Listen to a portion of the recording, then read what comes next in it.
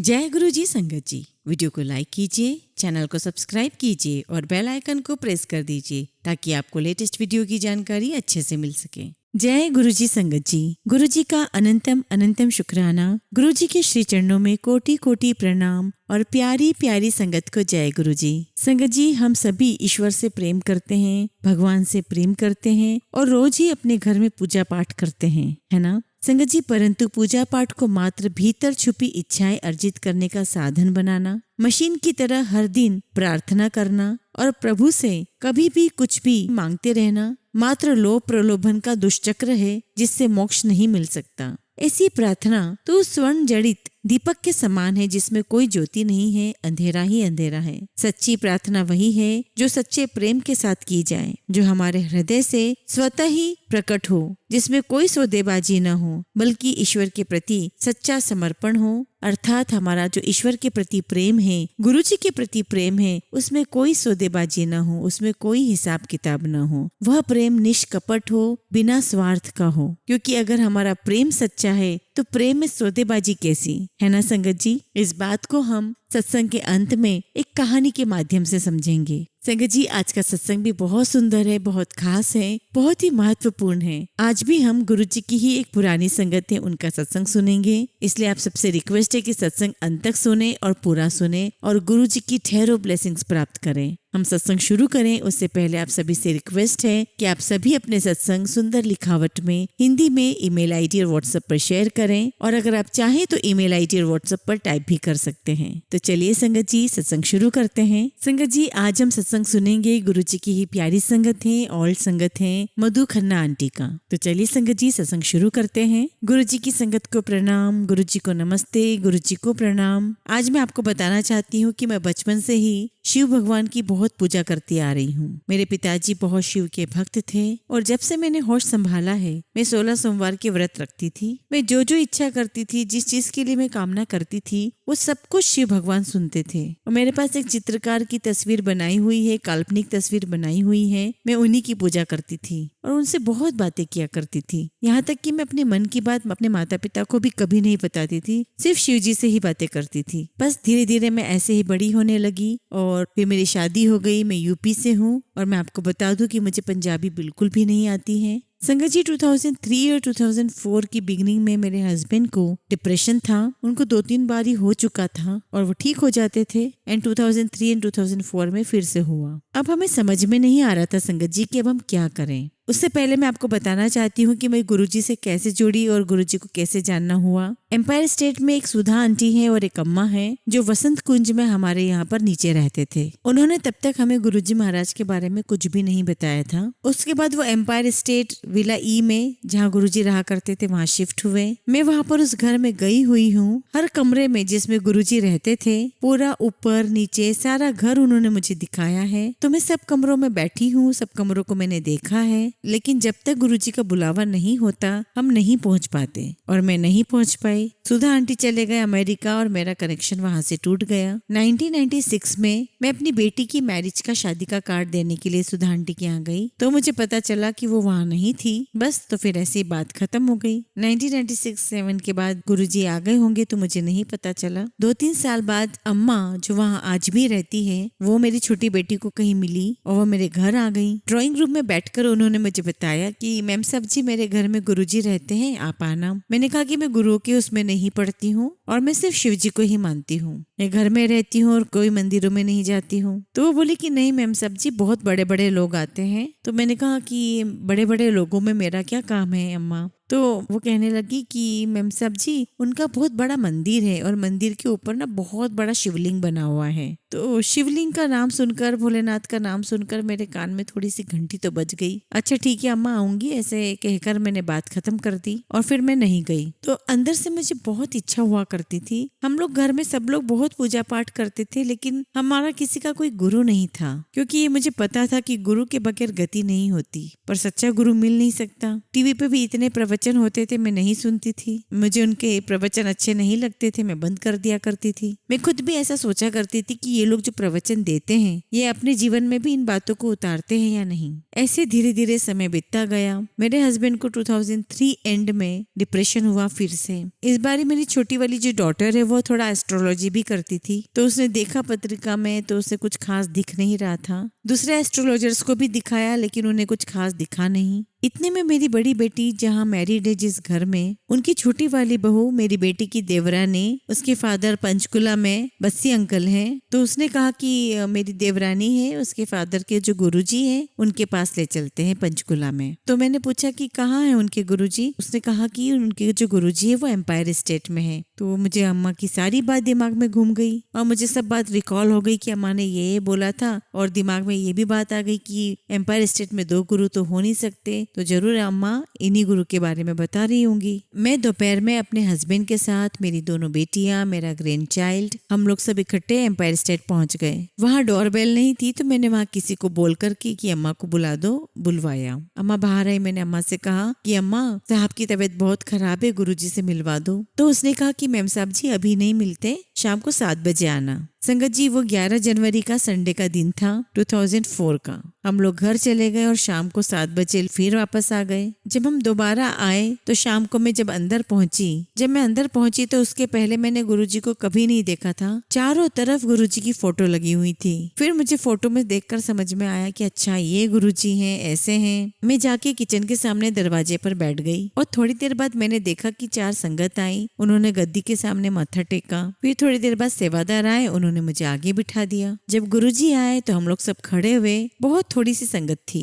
अम्मा जी ने 2-3 बातें मुझे पहले ही बोल दी थी कि आप वहाँ पर किसी से बात नहीं करना, सोशलाइज नहीं करना, गुरुजी को सब कुछ पता हो जाता है और आप वहाँ जाकर के चुपचाप बैठना, गुरुजी जो पूछेंगे तो बात करना वरना मत करना। तो मैंने कहा अम्मा मुझे इतनी सारी प्रॉब्लम है, गुरुजी से बात नहीं करेंगे तो गुरुजी को पता कैसे चलेगा, क्योंकि मुझे तब तो गुरुजी की इस अथाह शक्ति का कुछ पता ही नहीं था। तो जैसा अम्मा ने कहा और जैसे संगत करते जा रहे थे मैंने वही किया। चाय प्रसाद आया, चाय प्रसाद लिया। जब गुरुजी गद्दी पर बैठे तो उनके चेहरे को मैं निहारती रही। उनका चेहरा इतना सुंदर, उनके चेहरे में इतना अट्रैक्शन कि मुझे ये भी याद नहीं कि उन्होंने क्या चोला पहना था। और जब मैं उनको देखूं तो मुझे ऐसा लगे कि वो मुझे देख रहे हैं और मैं आंख नहीं मिला पा रही थी और मैं अपनी आंख नीचे कर लेती थी। और ऐसे करते करते 2 घंटे निकल गए और शबद चल रही थी और मुझे कुछ समझ में ही नहीं आ रहा था। फिर वहीं पर लंगर लगा और फिर लंगर करके जब हम हाथ धोने के लिए बाहर आए और हाथ धो करके दोबारा अंदर आए आज्ञा लेने के लिए, और ये तो बैठ गए वापस आकर के और मैंने भी बैठने की कोशिश की। अभी मैं आधी ही बैठी थी कि गुरुजी की आवाज आई कि मधु आंटी। मैंने कहा हाँ जी गुरुजी। मैं उनके पास चली गई। मेरे हस्बैंड भी साथ गए, मेरी बेटी भी साथ गई। संगत जी गुरुजी ने मेरा नाम पुकारा जरूर था, लेकिन बात मेरे हस्बैंड से की और उनसे पूछते हैं कि तुम क्या करते हो। My husband is engineer by profession और बाहर काफी अच्छी जॉब में भी रहे हैं, लेकिन कुछ ऐसे सर्कमस्टेंसेस रहे कि डिप्रेशन हुआ, बीमार हुए तो जॉब नहीं रही। तो मेरे हस्बैंड ने कहा कि गुरुजी मैं कुछ भी नहीं करता हूँ। तो गुरुजी ने मेरी बेटी से कहा कि लो किया है तूने। तो मेरी बेटी कहती है हाँ गुरुजी किया है। गुरुजी कहते हैं कि क्या पुणे से किया है तूने। तो वो कहती कि नहीं गुरुजी पुणे से तो नहीं किया, मैंने दिल्ली से किया है। लो, क्योंकि हम पुणे जरूर लेकर गए थे लेकिन वापस ले आए थे। अब ये सब बातें जान करके मेरा माइंड बिल्कुल ब्लैंक हो गया। मुझे बाद में समझ में आया कि गुरुजी को ये सब कैसे पता था कि हम उसको पुणे भी लेके गए थे और उसका एडमिशन करा के वापस ले आए। तो गुरुजी ने फिर बोला कि जाओ और हम मत्था टेक कर वापस आ गए। लेकिन वो जो 2-3 घंटे हम वहाँ बैठे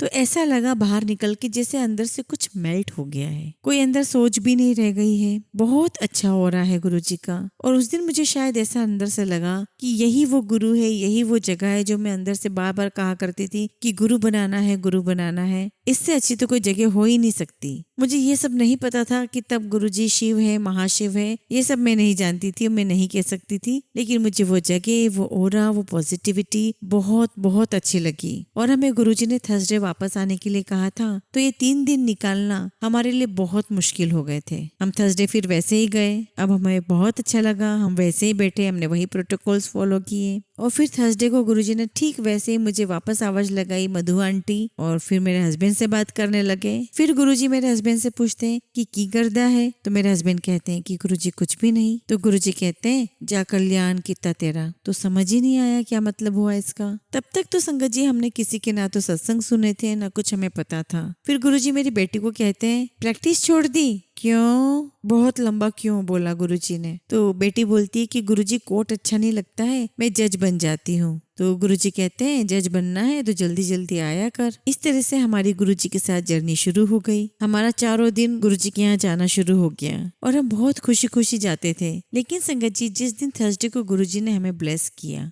उसके पहले तक मेरे हस्बैंड सुबह सुबह नहाते थे, वेट लूज हो रहा था और नहाकर पलंग पर लेट जाया करते थे। जैसे कोई बीमार हो वैसे लेट जाया करते थे। हालांकि डिप्रेशन था, कोई और बीमारी नहीं थी। लेकिन थर्सडे के दिन गुरुजी के ब्लेस करने के बाद फ्राइडे को जब वो उठे तो कहते कि मुझे क्या हुआ है। मैंने कहा कुछ भी नहीं हुआ, आप तो बिल्कुल ठीक हो। संगत जी वो दिन है और आज का दिन है। मैं एक बार नेगेटिव हो जाती हूँ लेकिन मेरे हस्बैंड पूरी तरीके से पॉजिटिव हो चुके थे। गुरुजी ने धीरे धीरे उनकी सोच को चेंज किया, उनमें बहुत बदलाव लाया और बस ऐसे हम चारों दिन जाने लगे। संगत जी मेरे मुंह में ब्लिस्टर होते थे तो वहाँ संगत में चटर्जी अंकल है, नीरू आंटी है। गुरुजी उनको खड़ा करके सत्संग सुनवाया करते थे। गुरुजी उनका सत्संग सुनवाते थे और गुरुजी उनसे कहते थे कि शॉर्ट विच सुनाई और गुरुजी लगातार बोला करते थे कि वो वाला सुना, वो वाला सुना। सुनाने वाला सुनाते जा रहा है, सुनने वाले भी सुनते जा रहे हैं। और संगत जी मेरे ब्लिस्टर्स इतने ज्यादा एक्सट्रीम लेवल के थे, मैं मिर्ची तो क्या नमक भी नहीं खा सकती थी। और जो एम्पायर स्टेट में हम जब बैठते थे और लंगर मिलता था उसमें इतनी मिर्ची होती थी, कई बार मिठाई भी नहीं होती थी और वो सब खाना होता था। ऐसे करके कुछ महीने चलते गए और मैंने कभी गुरुजी से इस बारे में कुछ नहीं कहा। किसी डॉक्टर ने एक बार मुझे कहा कि तुम गंगाराम हॉस्पिटल में दिखा दो। मैं वहां भी गई तो उन्होंने वहां पर मेरी एक दवाई चेंज करके दूसरी दवाई लिख दी। वो दिन का दिन है संगत जी और आज का दिन है। उसके बाद मुझे ब्लिस्टर्स कभी भी नहीं हुए। ऐसी गुरुजी की कृपा मुझ पर रही क्योंकि बिन बोलिया सब कुछ जानते हैं गुरुजी। और हम चारों दिन जाते रहे गुरुजी के पास और ऐसा 6 महीने तक चलता रहा। एक दिन गुरुजी मुझे कहते हैं कि मधु आंटी पहले आती नहीं थी, अब रोज आती है। और ऐसा गुरुजी को जब भी कुछ कहना होता था ना वही सेंटेंस बार बार गुरुजी रिपीट करते थे। पता नहीं डर जाती थी कि पता नहीं गुरुजी क्या कहना चाहते हैं। फिर बीच में गुरुजी ने कहा कि पहले आती नहीं थी मधु आंटी, अब रोज आती है। फिर एक दिन गुरुजी ने कहा कि मधु आंटी हफ्ते में एक दिन। मैं इतना डर गई, मैं इतना रोई बाहर निकल करके कि गुरुजी मुझसे क्या गलती होगी जो मुझे हफ्ते में एक दिन बुला रहे हैं। आप सोच भी नहीं सकते हो कि वहाँ बैठना और गुरुजी का वो ओरा इतना अच्छा होता था और हमें किसी एक दूसरे का नाम भी नहीं पता होता था किसी भी संगत का आपस में, क्योंकि हम गुरुजी को ही निहारते रहते थे और गुरुजी में ही खोए रहते थे। तो कई बार मैं जब भी गुरुजी के मत्था टेकने जाती तो कहते चलो मधु आंटी, कई बार ही कहते थे चलो खन्ना आंटी। तो मैं गुरुजी के इस एक शब्द से इतनी खुश हो जाया करती थी कि गुरुजी आपने मुझे एक्नॉलेज किया, मुझे भी देखा, मेरा नाम लिया। मैं उससे ही बहुत खुश हो जाया करती थी। बस ऐसे ही सब कुछ चलता रहा। और संगत जी गुरुजी टेस्ट बहुत लेते हैं। मेरी बेटी लॉ भी कर रही थी, जैसे उसने बताया था कि उसे जज बनना था और गुरुजी ने कहा था कि जज बनना है तो रोज आया कर। तो मेहनत भी कर रही थी, एग्जाम भी दे रही थी। एक बारी प्रीलिम्स भी क्लियर किया, फिर रिटर्न में भी रुक गई। इसको समझ में नहीं आ रहा था कि क्या करूं। तीसरी बारी जब फिर फॉर्म निकला और जब ये तीसरी बारी फॉर्म फिल करने गई तो मैंने इसे कहा कि मैं अब फॉर्म फिल नहीं करने दूंगी, इतनी पढ़ाई करनी पड़ती है, आंखें भी खराब होती है, तो तुम इस बार गुरुजी से पूछ लो। तो ये गुरुजी से पूछने गई और इसने सिर्फ गुरुजी से ये बोला कि गुरुजी कुछ पूछना चाहती हूँ, पूछ लूं। तो बस गुरुजी ने कहा इसे जा, पूछा मत कर। जब हम लौट कर आए तो हम बड़े पजल हो गए कि अब क्या करें, क्योंकि अब दूसरी बार तो हिम्मत नहीं थी गुरुजी से बात करने की। तो फिर वो वापस आकर के फॉर्म लेने गई, पर रास्ते में उसको कहीं चालान कट गया। उसकी कोई गलती भी नहीं थी, तो उसने सोचा कि ये मेरा कुछ नेगेटिव हो गया है तो मैं घूम के वापस आती हूँ, और उसने फॉर्म नहीं भरा। अब गुरुजी को तो सब कुछ पता है कि ये पढ़ाई कर रही है, ये मेरे पास आ नहीं पा रही है, और ऐसे ही गुरुजी समय निकलाते रहे। तो एक बार गुरुजी नीचे कारपेट पर बैठे हुए थे, तब गुरुजी अपने चोले में नहीं थे, पैंट शर्ट पहनकर बैठे हुए थे। हम लोग लाइन में लगे हुए थे और हमने कुछ सोचा हुआ नहीं था और हम बिल्कुल ब्लैंक थे। तो गुरुजी एकदम से बोले कि मधु आंटी समझी नहीं कि महापुरुष क्यों अंधे हैं, और मैं तो चुप रही, मुझे कुछ समझ में ही नहीं आया। फिर जब मैं गुरुजी के पास आई तो गुरुजी कहते हैं कि पूछ की पूछना है। अब उस दिन गुरुजी बहुत कुछ बताने के लिए बैठे थे तो हम ब्लैंक हो गए। तो मेरी बेटी ने कहा कि गुरुजी मैं जज बन जाती तो गुरुजी इतने में कहते हैं कि की करेगी जज बन के। अब इतने साल पढ़ाई करवा करके गुरुजी कहते हैं कि की करेगी जज बन के, की मिलेगा। कहते हैं कि पहले घूम फिर, दुनिया देख और किसी लड़के से शादी कर। एक दिन संगत में बैठे हुए मेरी बेटी बहुत रो रही थी, बहुत डिस्टर्ब थी। तो जब वो रो रही थी, डिस्टर्ब थी, तो गुरुजी ने एकदम से बोला कि चल वकील नहीं। तो हम समझ गए कि गुरुजी ने अब तो वकील बोल दिया है, अब तो जज वाली बात छोड़ दो, वो वाली बात खत्म हो गई। तो गुरुजी ने उसका सब क्लियर कर दिया इस तरीके से। संगत जी, गुरुजी के पास मैं कई बारी अपनी फ्रेंड्स को लेकर जाया करती थी। तो एक बारी मैं अपनी फ्रेंड को लेकर गई और वो मेरी बहुत फास्ट फ्रेंड है, बहुत क्लोज फ्रेंड है और हम दोनों बहुत पुरानी फ्रेंड्स हैं। और ये गुरुजी को पता है कि कौन कितना पुराना है, कौन दोस्त है, कौन दोस्त नहीं है। और जब मैं लेकर आई तो मैंने कहा गुरुजी ये मेरी फ्रेंड है। तो गुरुजी कहते हैं किट्टी पार्टी फ्रेंड। तो मैंने कहा नहीं गुरुजी, ये तो पुरानी फ्रेंड है। तो बाद में मुझे रियलाइज हुआ कि हाँ, हम तो हमेशा किटी पार्टी पर ही मिला करते थे, वैसे तो कभी हम मिलते ही नहीं थे। तब मुझे बाद में रियलाइज हुआ कि हाँ, गुरुजी सही कह रहे हैं कि वो किटी पार्टी फ्रेंड ही थी। तो जब ऐसे हम सत्संग में हुआ करते थे और गुरुजी से आज्ञा लेने के लिए जाया करते थे घर, तो हमारा घर वसंत कुंज में था। तो गुरुजी कहते थे कि चलो वसंत कुंज वालों, चलो चलो, पिक्चर खत्म, चलो। और हमारा मन नहीं होता था वहां से हटने का। और मैं अक्सर कोशिश करा करती थी कि मैं लंगर बहुत आखिरी में खाऊं, क्योंकि लंगर खाने के बाद हम सीधे बाहर निकल जाया करते थे। तो मैं बहुत कोशिश किया करती थी कि मैं लंगर सबसे आखिरी में खाऊं। मैं सोचा करती थी कि अगर लंगर नहीं खाऊंगी तो हमें घर जाने को नहीं मिलेगा, हमें और टाइम यहाँ मिल जाएगा। इतना स्ट्रॉन्ग ऑरा था वहां का। बस ऐसे ही होता था कि परमात्मा से मिलने के लिए एक प्यास लगी होती है, बस देखते ही जाओ उनको। एक दिन गुरुजी चोला बदलने के लिए अपने रूम की तरफ जा रहे थे, फिर बाहर आए और मुड़े और मेरे हस्बैंड को कहते हैं कि यहाँ क्या कर रहा है, जा, नई लाइफ दी है मैंने तुझे। तो धीरे धीरे गुरुजी ने हमें सब समझा दिया, सब पता लग गया कि जो कुछ भी है वो गुरुजी ही कर रहे हैं हमारी लाइफ में। फिर हमने एक दिन नई कार ले ली, तो वो भी गुरुजी की कृपा से ही हमने ली थी। तो मैंने मेरे हस्बैंड को कहा कि ये सब मेटेरियलिस्टिक थिंग है, ये गुरुजी को बताने की जरूरत नहीं है, हम चुपचाप है ना चाबी गुरुजी के चरणों में छुआ देंगे। लेकिन मेरे हस्बैंड के मुंह से निकल गया कि गुरुजी आपकी कृपा से कार ली है। तो गुरुजी कहते हैं हाँ हाँ, एक और ले ले, एक मेरे को भी दिला दे, जा जा ऐश कर।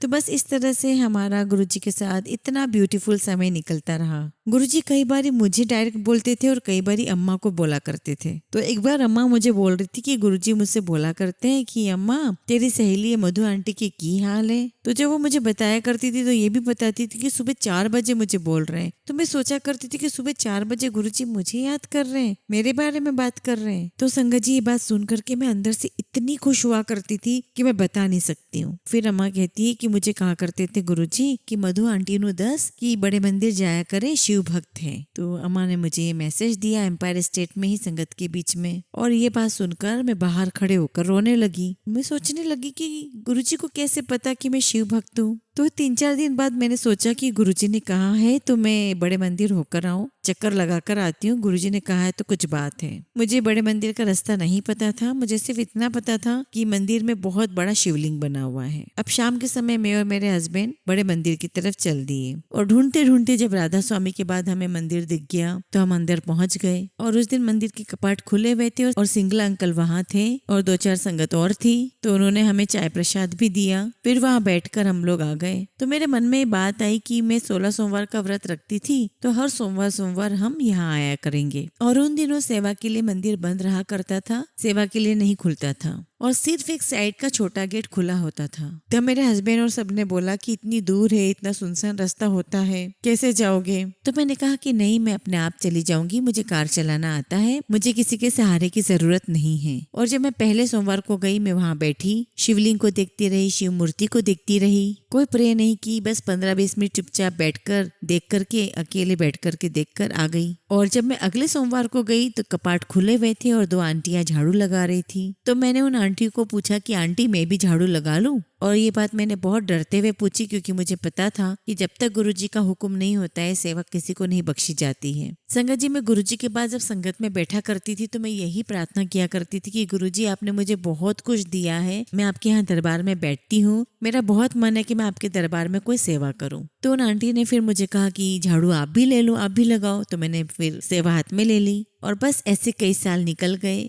मेरा मंडे जाना बंद नहीं हुआ और धीरे धीरे मंडे को संगत भी बढ़ने लगी, कई बारी वहाँ पर अगर जब पुरानी संगत आ जाए तो वो हमें अपने सत्संग सुनाया करती थी, तो बहुत अच्छा लगता था, बहुत सारी चीजें समझ में आती थी हमें। संगत जी, जिस प्रकार से आज सब लोग अपना सत्संग सुनाते हैं, बता देते हैं, पहले ऐसा नहीं था। संगत कम आया करती थी, तो जब भी पुरानी संगत आती अपना सत्संग सुनाती तो हमें बहुत अच्छा लगता था। तो पंजाब से सुखी आंटी आ गए, किशोरी अंकल आ गए, उनके सत्संग सुनते थे तो बहुत अच्छा लगता था और ऐसा लगता था कि हम कहाँ बैठे हैं, कितनी सुंदर जगह है, स्वर्ग में बैठे हैं। आप मानोगे नहीं संगत जी, मैं अपने हस्बैंड को 1:30 बजे लंच देकर जो बड़े मंदिर जाती तो उसकी सीधी रात को आती। एक बार मेरे हस्बैंड ने मुझसे कहा कि तुम रोज लेट हो जाती हो, रात में आती हो, तो डिनर बनाकर जाया करो। गुरुजी ने माली भैया के हाथ मैसेज करवा दिया और माली भैया ने कहा कि आंटी, गुरुजी का मैसेज है कि आज से मंदिर 8 बजे बंद हो जाया करेगा। तो मैंने कहा ठीक है। बस इस प्रकार से हमारा गुरुजी के साथ प्रेम बढ़ता गया, जुड़ाव बढ़ता गया और हम आते रहे गुरुजी के पास हफ्ते में 1 दिन। लेकिन गुरुजी ने हमारा कोई दिन फिक्स नहीं किया था। तो एक बार क्या हुआ कि गुरुजी कई बार कहा करते थे कि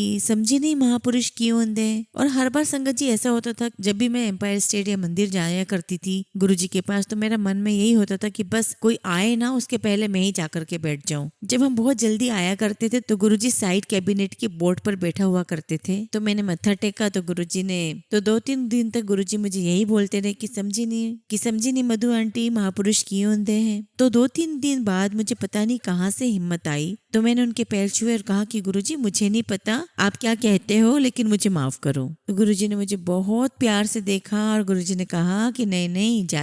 फ्राइडे के दिन ऐसा होता था संगत जी कि बहुत कम संगत हुआ करती थी, तो हम लोग नीचे ही बैठ जाया करते थे। तो मुझे लगता था कि फ्राइडे का दिन कितना अच्छा है, कितनी कम संगत आती है। एक दिन गुरुजी मेरे अंकल को कहते हैं, खन्ना अंकल, तुसी ऊपर जाकर बैठो। ऊपर बैठने का मतलब है कि आप नीचे गुरुजी को नहीं देख पाओगे। और हम छुपते थे कि कोई सेवादार हमें यह ना कहे कि आपको ऊपर जाकर बैठना है। पता नहीं गुरुजी ने हमारे लिए क्या सोचा था कि ऊपर बिठा के वो क्या कल्याण करवाना चाहते थे। तो जब उनको बोला मेरे हस्बैंड को, तो हम तीनों ऊपर चले गए वहां बैठने के लिए। फिर फ्राइडे के दिन हम गए तो फिर बोला गुरुजी ने कि चलो खन्ना अंकल, तुसी ऊपर चलो। फिर तीसरे फ्राइडे को जब हम गए तो गुरुजी को ये बात पता थी कि मधु आंटी को हर्ट होता है। तो तीसरे फ्राइडे के दिन गुरुजी मुझसे कहते हैं बहुत प्यार से, मधु आंटी, इतने प्यार से कि कोई पिता भी ना बोले, कि मधु आंटी तुसी ऊपर चलो, यहाँ बहुत संगत आई हुई है, तुम ऊपर जाके ध्यान लगाओ। संगत जी, वो दिन है, उसके बाद से मेरा नीचे मन ही नहीं लगा। एक बार मैं अपनी फ्रेंड को और लेके गई, तो मैंने कहा गुरुजी मेरी फ्रेंड है। तो गुरुजी कहते हैं कि अच्छा चल जा, नाल बैठ जाओ।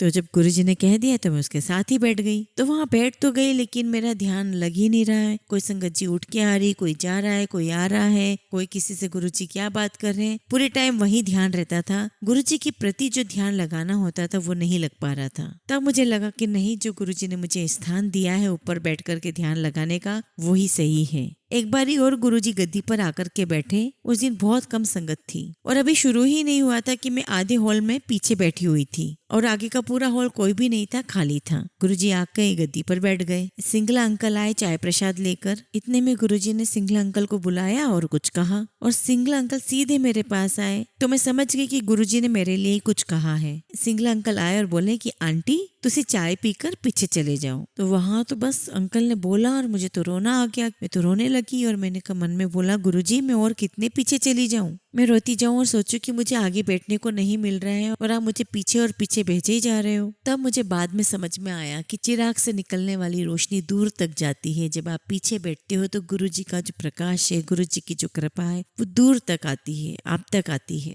बस ऐसे हम लोग मंदिर जाते रहे और मेरी मंडे की जर्नी चलती रही। एक दिन होली वाले दिन शिव मूर्ति में मैंने खुद ने देखे इतने अलग अलग रंग बदलते गए। कहीं नाक पर अलग रंग है, कहीं चेहरे पे अलग रंग है, कहीं गालों में अलग रंग है। हम लोगों ने देखे, दर्शन किए, सारे रंग थे उसमें, हरा, लाल, नीला, पीला। ऐसा लग रहा था जैसे कोई फवारा फूटा हो। लेकिन हमारे टेस्ट शुरू हो जाते हैं गुरुजी के। एक बारी क्या हुआ कि मैं ब्लाइंड स्कूल गई हुई थी, वहाँ को एक संगत मिल गई जो ग्रेटर कैलाश में गुरुजी के पास जाया करती थी और फिर उन्होंने जाना बंद कर दिया था, फिर वो नहीं जाते थे। मेरी बेटी भी थी साथ में, उसने पेंडेंट पहना हुआ था, तो उसने पेंडेंट को देख करके बोल दिया, कुछ नेगेटिव बोल दिया कि इन गुरुजी के पास, और उसने कुछ नेगेटिव बोला। तो बस मैं वहाँ खड़ी ही रह गई ब्लाइंड स्कूल में। और मुझे एकदम से ख्याल आया कि जब साईं बाबा भी आए थे, जब महापुरुष आते हैं तो बहुत सारी बुराई भी लेनी पड़ती है उनको। तो मैंने सोचा कि बस ऐसे ही कुछ होगा, हमें ये सब नहीं सोचना चाहिए। और उस दिन हम शाम को एम्पायर स्टेट गए और गुरुजी को सब पता था कि इसने कुछ नेगेटिव सुना है। तो पंजाब से दूर अंकल आए हुए थे, तो उनके पास बिठाया मुझे और कहा कि जा उधर बैठ के सत्संग सुन। बस इस प्रकार से गुरुजी सब जान जाते थे और सारा सॉल्यूशन वहीं संगत में दे दिया करते थे।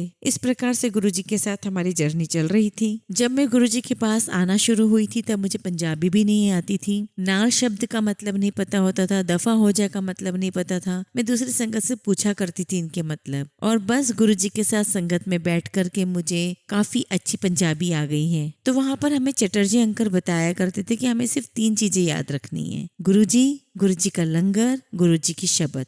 संगत जी, एक बार मेरी फ्रेंड है, वो डायबिटिक थी, उन्हें ब्रेन स्ट्रोक हुआ था और वो कोमा में चली गई थी और अशलोक में एडमिट थी। और मेरी बेटी का फोन आया कि मम्मी ऐसे आंटी वहाँ पर एडमिट है। तो मैंने कहा कि पापा को बोलो कि वहाँ उनके पास जाएं और गुरुजी का स्वरूप उसके पलंग के पास रख कर आए। मेरे हस्बैंड हॉस्पिटल गए और स्वरूप रख कर आ गए। मैं अगले दिन अपने ही घर में गुरुजी के स्वरूप के सामने बोल रही थी। तो मैंने कहा गुरुजी कुछ तो इम्प्रूवमेंट उसका कराओ, वो एडमिट है, उसको ठीक करो गुरुजी। तो मैंने अपने हस्बैंड से कहा कि अरे उनके हस्बैंड को फोन करके पता तो करो कि क्या हाल है क्या नहीं। तो मेरे हस्बैंड कहने लगे अभी कल ही तो आया हूँ, स्वरूप रख के ही तो आया हूँ, अभी इतनी जल्दी क्या इम्प्रूवमेंट होगा। तो मैंने कहा नहीं फिर भी करो। तो जब हमने फोन किया तो पता लगा कि उनकी सिर्फ एक उंगली हिली है। मुझे आंसर मिल गया कि वो धीरे धीरे ठीक हो जाएगी और वो लेडी आज भी ठीक है। और मैंने उनको कहा भी है कि एक बार मेरे कहने पर शुक्राना करने बड़े मंदिर आ जाऊं, और वो उन्होंने कर लिया। एक बार ही वसंत कुंज की बात है, मेरे हस्बैंड के सीए हैं, वो फर्स्ट फ्लोर से ऊपर से नीचे गिर गए, उनको ब्रेन में चोट लगी और वो हॉस्पिटल में एडमिट थे।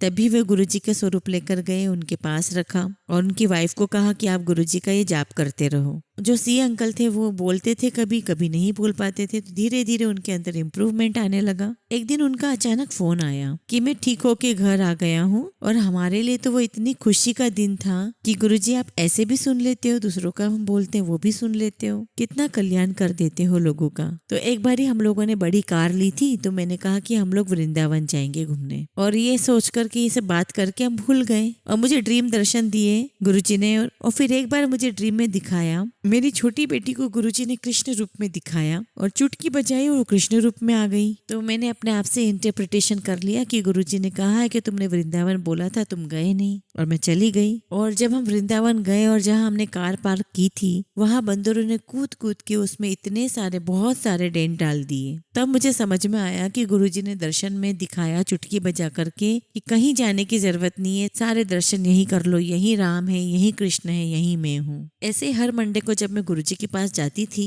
तो मैं कहती थी कि गुरुजी मैं हर मंडे आती हूँ, कभी आप नहीं आते हो मंडे को। तो बड़ी इच्छा होती थी कि गुरुजी भी कभी आए। तो समाधि लेने से पहले 14 मई को गुरुजी बड़े मंदिर आए। तो उस दिन हम लोग अपना काम करके, मंदिर का टाइम 6 बजे का था बंद होने का, हमने अपना काम किया। तो सेवादार आया और बोला कि नहीं नहीं आंटी निकलो, सब कुछ बंद करो। तो हम लोग निकल गए। तो जैसे ही कार चला के मैं अभी बैठी थी तो देखा एक कार रुकी और उसमें से गुरुजी बाहर आ रहे हैं। तो हमने देखा गुरुजी आ गए, तो हम फिर अंदर गए। तो एक सेवादार आए और कहते हैं कि आंटी झाड़ू उठा लो, दिखाने के लिए कि आप सेवा कर रहे हो। तो मैंने कहा कि नहीं, मैं नहीं उठाऊंगी। तो मैंने कहा कि जब 6 बजे का टाइम है, मंदिर बंद होने का समय है, तो मैं गुरुजी को दिखावा क्यों करूंगी। गुरुजी को दर्शन देना होंगे तो रोक लेंगे, नहीं देना होगा तो भेज देंगे। गुरुजी से पूछा सेवादार ने कि गुरुजी थोड़ी सी संगत है, बैठा ले संगत को। तो गुरुजी ने बोला हाँ बैठा दो। तो गुरुजी उस दिन गार्डन में बैठे, प्लास्टिक की सिंपल सी कुर्सी पर बैठ गए गुरुजी। तो हम लोग सब वहाँ बैठे, गुरुजी के चरण छूकर हम सब ने प्रसाद लिया। और मैं तब तक 16 सोमवार रखती थी, मैंने तब तक 16 सोमवार बंद नहीं किए थे। तो उस दिन मैं अपने सोमवार का व्रत तोड़ के नहीं गई थी, मैंने सोचा मैं घर आके खा लूंगी। तो गुरुजी ने जो मुझे प्रसाद दिया वो मैं पकड़े हुई थी और मैंने सोचा कि आज मैं यही प्रसाद खाऊंगी। तो मैं ऐसे माता रानी की भी व्रत करती थी, तो मैं लंगर में ये सोचा करती थी कि इसमें लहसुन है, प्याज है। तो ऐसा कभी दिमाग में मेरे आया ही नहीं और मैं लाई भी नहीं कि लहसुन है, प्याज है, खाना नहीं खाना है, क्योंकि ये तो लंगर है। लंगर तो गुरुजी का प्रसाद होता है, भगवान का प्रसाद है।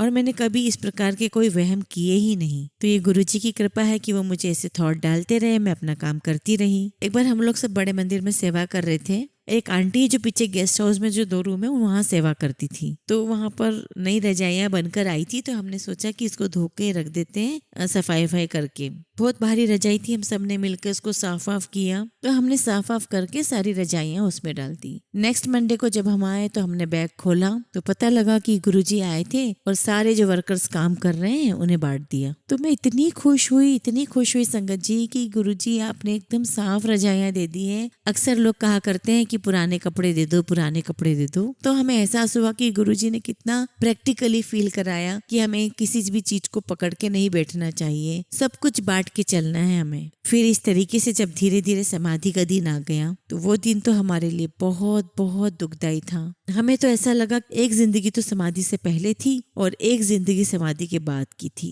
पूरी तरीके से चेंज हमारी जिंदगी। मैंने इतना ड्रास्टिक परिवर्तन देखा है। और जब खबर आई हमें महासमाधि की तो हम लोग सुबह चले गए। मैं रात भर वहाँ मंदिर से निकल नहीं पाई। उस दिन बहुत थोड़ी सी संगत रात में बैठी हुई थी और मैं भी वहीं थी। मैं कैसे छोड़कर आ सकती थी अपने गुरुजी को। और बस गुरुजी जहाँ लेटे हुए थे मैं वहाँ पास जाकर बैठ जाया करती थी और मैं कहती थी कि गुरुजी अब मैं कहाँ जाऊँ, मेरा तो कोई नहीं है, मेरा तो घर वर सब यही है। क्योंकि उस समय जब मैं गुरुजी के पास पहुंची थी, पहले पहुंची थी, उस समय जितने भी रिश्ते होते हैं, माता पिता भाई बहन, वो सब मुझे तकलीफ में छोड़कर चले गए थे। उस समय मेरे गुरु ने मेरी बाह पकड़ी थी। इस तरीके से मैं वहाँ पूरी रात बैठी रही। अगले दिन सारे रिचुअल्स हो गए शाम के 5 बजे तक, तब तक हम वहीं रहे। 5 बजे के बाद जिस तरफ जोत जल रही है उस तरफ मैं खड़ी हुई थी और मैं अकेली थी उस समय जहाँ मैं खड़ी हुई थी। और इतनी तेज फ्रेग्रेंस आई कि गुरुजी ने मुझे बता दिया कि मैं कहीं नहीं गया हूँ, मैं यहीं हूँ। उस फ्रेग्रेंस ने, उस खुशबू ने मुझे बिल्कुल शांत कर दिया। और जिस दिन मैंने सुना कि यहीं पे संस्कार होगा, यहीं पर सब कुछ होगा, तब उस दिन मैंने बोला कि ये तो शिवलोक बन गया। तब मैंने कहा कि अब कहीं जाने की जरूरत नहीं, सब कुछ यहीं है गुरुजी का। तो संगत जी, गुरुजी कहीं नहीं गए हैं, गुरुजी यहीं हैं। संगत जी सच्चे दिल से मानिए, गुरुजी यहीं हैं। सारी बात आपकी सुनेंगे, हर बात का जवाब देंगे, बहुत सारी ब्लेसिंग्स भी देंगे। बस गुरुजी को पूरा सच्चा सरेंडर आपको करना है। जय गुरुजी, शुक्राना गुरुजी। संगत जी, हमेशा की तरह इस बार भी हम सत्संग का अंत एक बहुत ही खूबसूरत कहानी से करेंगे। एक बार एक ग्वालन दूध बेच रही थी और सबको दूध नाप कर डाल रही थी। उसी समय एक नौजवान दूध लेने आया तो ग्वालन ने बिना नापे ही उसका बर्तन दूध से भर दिया। वहीं कुछ दूरी पर एक साधु मनकों को गिन गिन कर माला फेर रहा था। उसकी नजर ग्वालन पर थी। उसने ये सब घटना देखी और पास बैठे व्यक्ति को सब बताकर इसका कारण पूछा। उस व्यक्ति ने बताया कि जिस नौजवान को उसने बिना नापे दूध का बर्तन भर दिया, उस नौजवान से वह प्रेम करती है, इसलिए उसे बिना नापे ही दूध भर दिया। यह बात साधु के दिल को छू गई और उसने सोचा कि एक दूध बेचने वाली ग्वालन जिससे प्रेम करती है उसका हिसाब नहीं रखती और मैं अपने जिस ईश्वर से प्रेम करता हूँ उसके लिए सुबह से शाम तक मन की गिन गिन कर माला फेरता हूँ, मुझसे अच्छी तो यह ग्वालन है। यह सोच उसने माला तोड़कर फेंक दी। संगत जी, जीवन भी ऐसा ही है। जहाँ प्रेम होता है वहाँ हिसाब किताब नहीं होता और जहाँ हिसाब हो वहाँ सिर्फ व्यापार होता है, प्रेम नहीं। इसलिए हमें गुरुजी से सिर्फ प्रेम करना है, निष्कपट प्रेम करना है, निश्चल प्रेम करना है, पूरी तरीके से सरेंडर करना है। जय गुरुजी, शुक्राना गुरुजी।